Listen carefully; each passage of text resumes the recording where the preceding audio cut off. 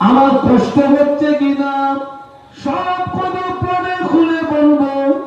আগে বলো না, সূর্য কি ডুবে গেল নাকি, সূর্য কি অস্তমিত গেল নাকি? আমি রাসূলুল্লাহ আসরের নামাজটা পড়া হয় নাই। ইয়া রাসূলুল্লাহ, সূর্য ডুবে যায় না, সূর্য ডুবে যাবার পূর্ব মুহূর্ত আর কিছু সময় পরে সূর্য ডুবে যাবে।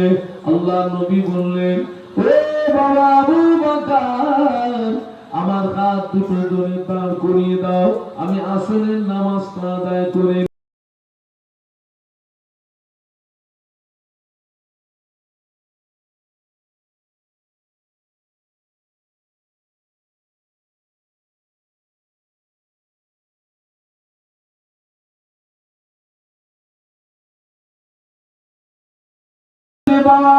পাথরের আঘাতে সমস্ত শরীরটা আমার জ্বালা যন্ত্রণা করে। অপরদিকে যদি আমি নামাজ ছেড়ে দেই, রুহের যন্ত্রণা বেড়ে যাবে, রুহের কষ্ট বেড়ে যাবে। পাথরের আঘাতের যন্ত্রণা সহ্য করতে পারছি, কিন্তু নামাজ ছেড়ে দিয়ে রুহের যন্ত্রণা সহ্য করতে পারবো না।